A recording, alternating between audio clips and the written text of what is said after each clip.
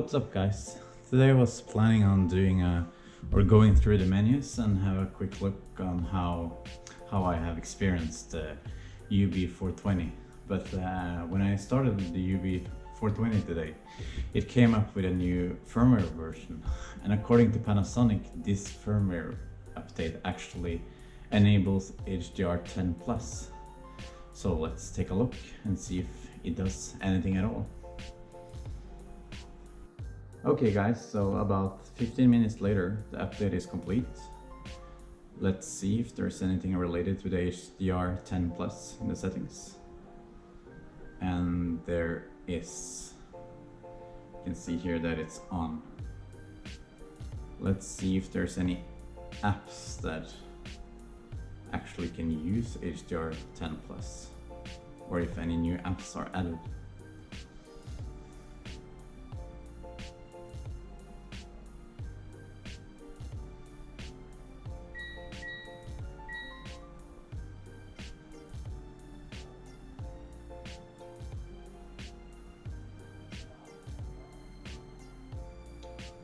And as you can see, it doesn't seem like there's any new apps. Still missing the most important apps: YouTube, Netflix, Amazon, and so on.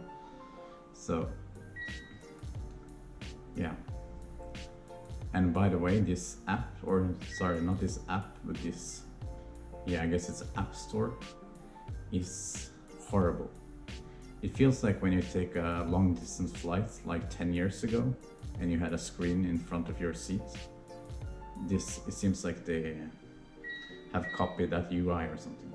The speed as well for that instance. Well, anyway guys, if you were only interested in HDR10 plus, then that's all I have to say for now.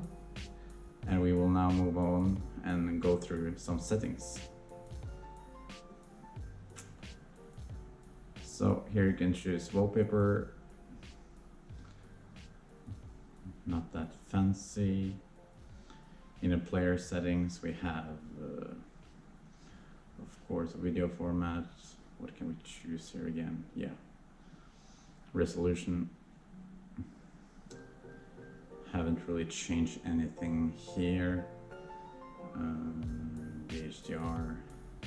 Most things are actually fine on the Panasonic player compared to the Samsung. I feel like the only thing I changed on this page is actually the HDR type TV, where you can choose OLED, which I'm assuming is because it doesn't have that high peak brightness as an LCD, so hopefully it will do some magic regards to that. Audio, everything not that special. Let's check the picture settings. Nothing to think about, to be honest. Dynamic range compression, digital output. These are already set to bitstream, so you don't have to change them. You will of course need to have those if you want to use Dolby Atmos or DTS:X and so on. Let's see. Settings for high clarity, automatic. 3D, haven't really done anything here. I don't have a 3D TV, unfortunately, so can't tell if this matter or not. Please let me know if there is anything people should note regards to this. And then there's of course language and so on. And then you have the network, the one that pops up when you start the player to connect it to the network. Let's see here, we have the system and firmware update. I actually tried this many times to see if there are any update, but at least the automatic update check works because it popped up right away when I started it.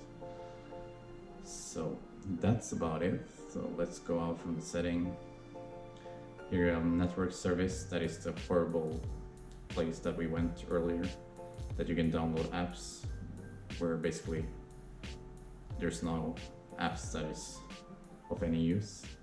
Home network, haven't really been using this any because I don't use that much media rendering or any network related content that is like, yeah, connected to my computer. Photos, you can use disk or USB, same with music, and as well with video. So let's pop in a 4K HDR disc and have a look how it looks like. Okay, so we have now booted up Game of Thrones, as you can see, and it's episode 1, by the way.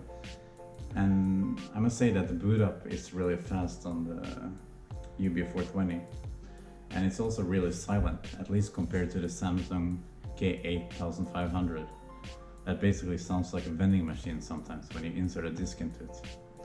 So pretty happy about that. Let's check out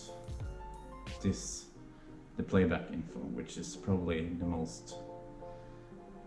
one of the most used buttons that I use. This one and HDR optimizer.